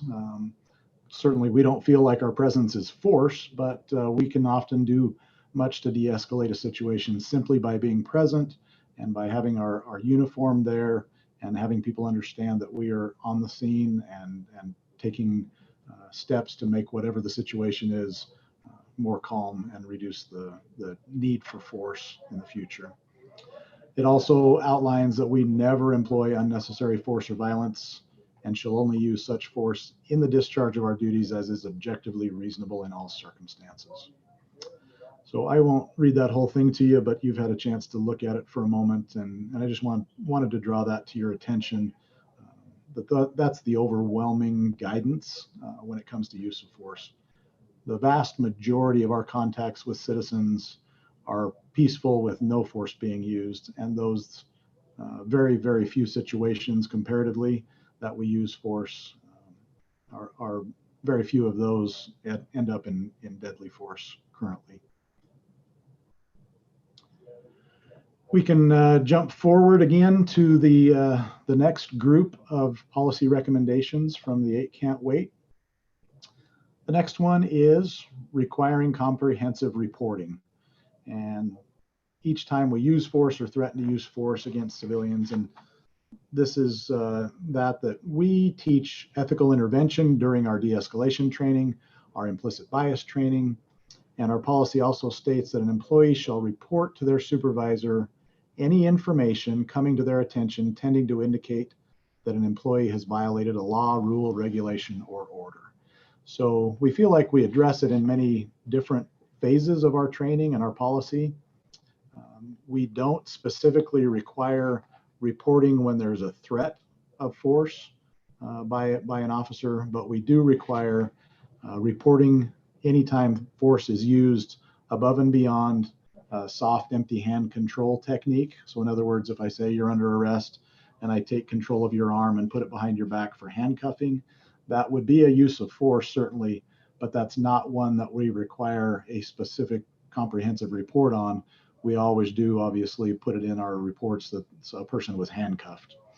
But if there was no resistance and no force other than soft, empty hand control, which is what we describe that as, there is not a reporting requirement. Now, if it results in an injury of any kind or a complaint of injury, then we do a use of force review and a formal report.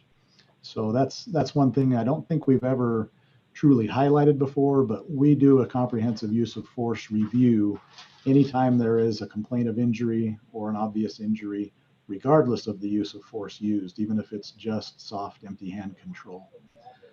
Going up from that, like a hard empty hand technique would be a strike or a kick or something that would be likely to disrupt somebody's doing whatever they're doing that's requiring us to intervene.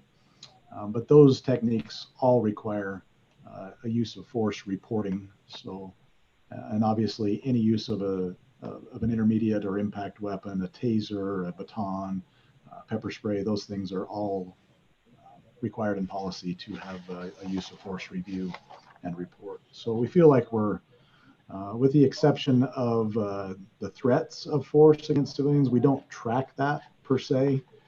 So we certainly are open for conversations and discussion on that point. If that's something that you as a mayor or council have direction for us, we can sit down and talk about that at any time for sure. Councilman Madam Mayor. Yeah, go ahead. Thanks, Madam Mayor. And thank you, Chief. A question about the reporting. When there's any sort of reporting for use of force, what type of demographic information is recorded? Like, are we recording age, gender, race in any of that reporting, or does it go into that sort of depth?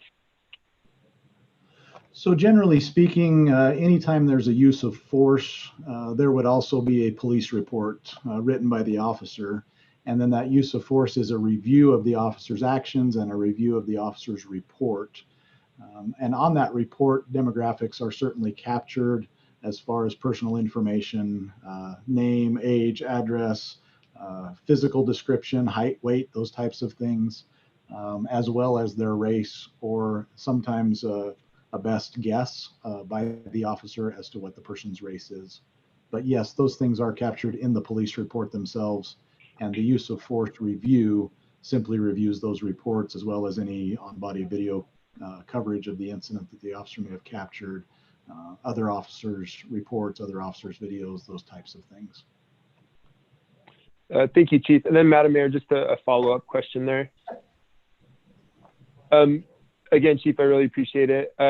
When you're talking about what's considered a use of force and, you know, threats of force versus use of force versus a soft open hand and things like that, do you know, compared to some other cities, like are other cities implementing more of those threats or soft open hand, or is Boise pretty on par or ahead of the curve compared to what other police departments are doing? Does that question make sense? So Councilmember Halliburton, if I heard you correctly, you're asking, do we do more force, or do we use force more or less than other departments, or is it? Yeah. I guess, like, as far as the reporting goes, are there other police departments that are stricter on reporting for either threats of use of force in the need to report, or in the circumstance where you said like a soft open hand isn't necessarily considered reportable? Are there other cities who are stricter in their reporting? Do you know? Sure. Thank you for clarifying.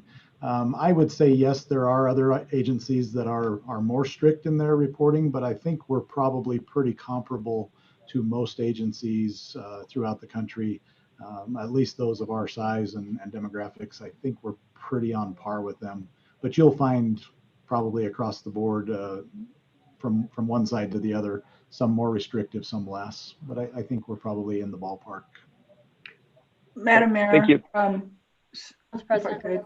Thank you. Since Councilmember Halliburton brought this up. I thought I don't know how much time we're going to have. One of the things I'm interested in is learning if we have statistics or analysis of the demographics and the racial makeup of the people we use force against, the people we pick up and don't issue a ticket, the people we do issue a ticket, the misdemeanors that we issue. And then comparing that to our community makeup. Do we have those kind of statistics?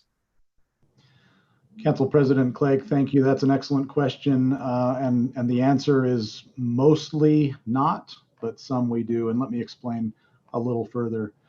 When we make traffic stops or we make contacts with community members in the community, we don't currently gather the demographic information like what race are they.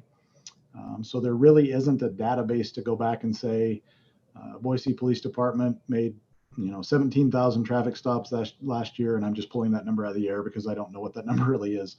But if we made 17,000 stops, we could not tell you based on those stops what race, what percentage of folks of that 17,000 were a particular race.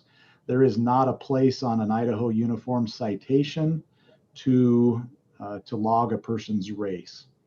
When it gets into a crime reporting situation where we're writing an actual police report, so for a misdemeanor or a felony violation, there is a place in our report writing system to track what somebody's race is. But on the regular citation, so speeding ticket, tail light out, whatever those may be that an officer may issue, there is not currently a way to track that information. And I do not believe that anyone in Idaho that I'm aware of tracks that, certainly not in Ada County that I'm aware of, with citations or with warnings. The only time to track it is on a police report that would be written for a criminal act. Thank you. So to the extent we can, that will be one piece of information I'll be interested in. Absolutely. And we've had discussions around that in the past with other agency executives and so forth, and it's certainly worth discussing again. But that would require probably a legislative change to the Idaho Uniform citation that we all use, or we'll explore those things.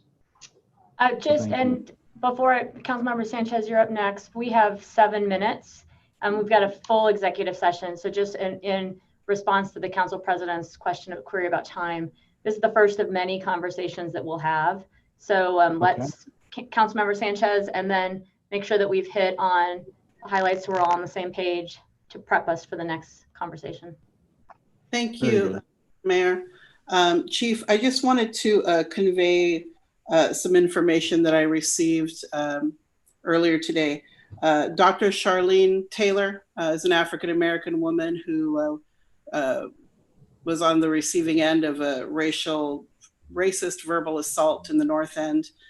And she just messaged me to let me know that she received a visit earlier today from, I believe, Sergeant Nick Duggan, inquiring about her welfare. And I just wanted to thank you for that.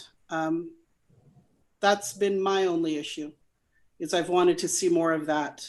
It seems like we've been very purposeful about ensuring the First and Second Amendment rights of our citizens, but I don't know that we have done this part about reassuring the folks in our community who don't choose to exercise those rights in quite the same way, and who feel attacked, and they feel very vulnerable and quite scared.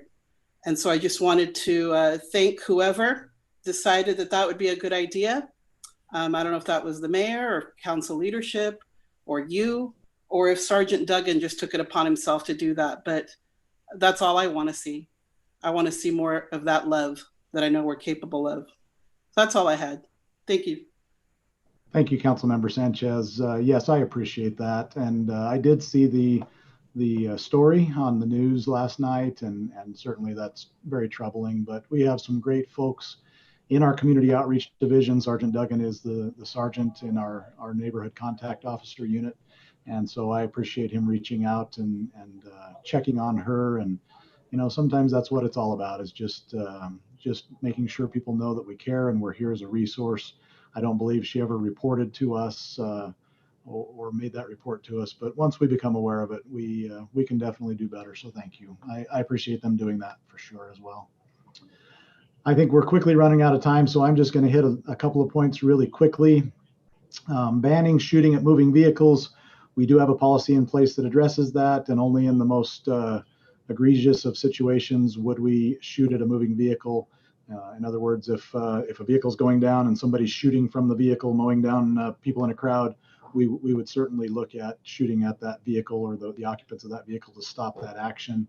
If a vehicle is being used as a terrorist type attack where the vehicle is a danger to the people in a crowd, we would do that as well. But it's very, very limited when we would ever allow shooting at a moving vehicle. Duty to intervene. This is a place where we have the ability to make some tweaks on this. Again, we have policy in place requiring things and reporting, but we can probably strengthen or make a specific policy around this, and we could do that relatively quickly. A couple more things really quickly. Banning chokeholds and strangleholds. This may be for another discussion, another day for sure. There's a lot to it, but we absolutely do not allow chokeholds or strangleholds. We have come to see strangulation as a felony crime in the state of Idaho. In those domestic violence situations, we recognize that anything taking away somebody's airway and ability to breathe and causing damage to that windpipe is a very, very serious situation. That's in our lethal force or deadly force categories. We do utilize what's called a lateral vascular neck restraint, and we can go into that later when we have more time. But we are certainly looking at that as well, and looking at the president's executive order that was signed today. We do not believe that it has any effect on our policy because we already ban chokeholds and strangleholds in the police department, but we do allow for that lateral vascular neck restraint, and I'm sure we'll have more discussions on that to come. Madam Mayor. To wrap up really quickly, sorry, go ahead. Madam Mayor. Thank you. Quickly before you go, I just wanted to convey two questions that I received from the public. One of the questions is they wanted to know how often BPD receives, and this is the entire staff, including dispatchers, receives implicit bias training.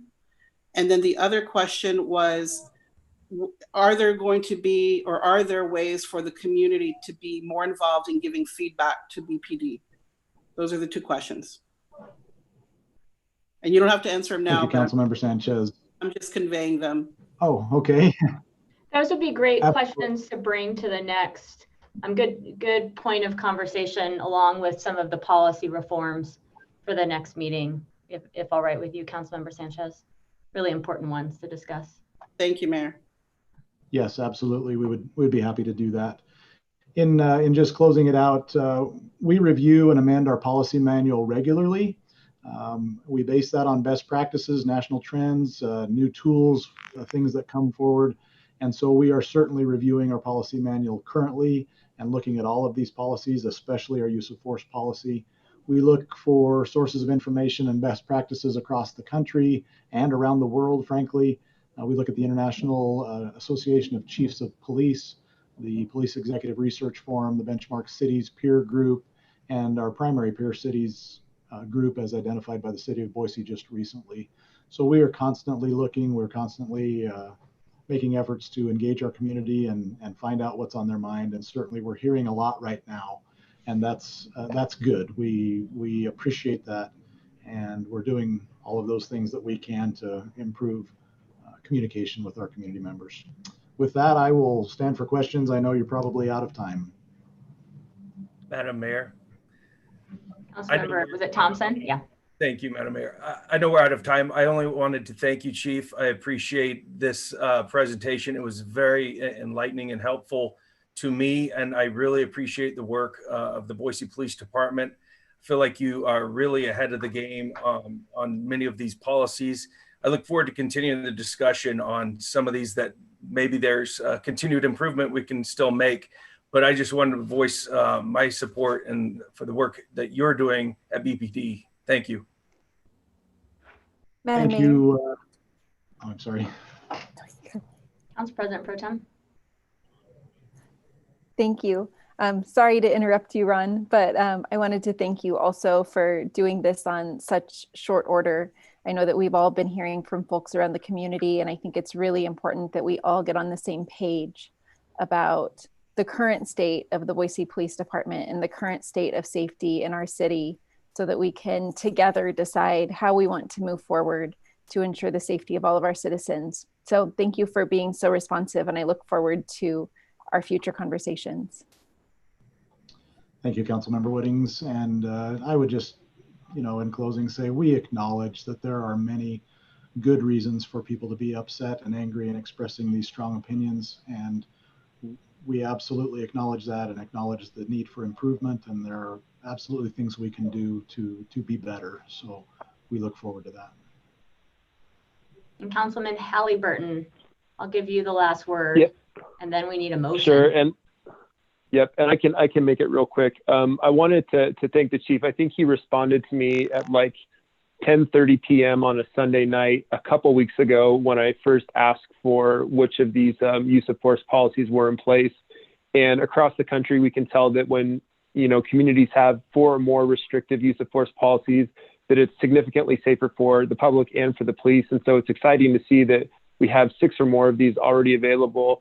And I guess the only other thing I want to say is just to thank you for taking steps to actually addressing how to improve some of these on your own. I never want to be somebody who comes in and tells somebody how to do their job, because I think that you all know kind of those things that can be done. And it kind of reinforces, I think, our city's values of there's nothing that we can't do better.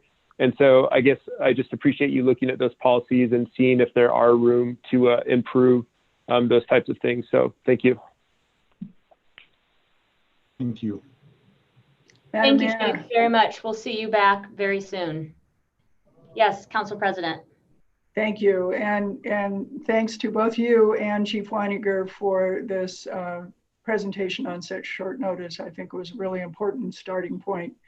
With that, I'd move we go into executive session, land acquisition, Idaho Code 742061C, records exempt from disclosure, Idaho Code 742061D, to communicate with legal counsel regarding pending litigation or imminent litigation, Idaho Code 742061F, and to communicate with risk management regarding pending claims or imminent claims, Idaho Code 742061I.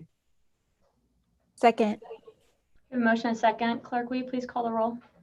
Agent, Yes. Clegg, Yes. Halliburton, Yes. Sanchez, Yes. Thompson, Yes. Woodings.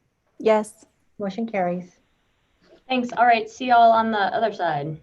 All right.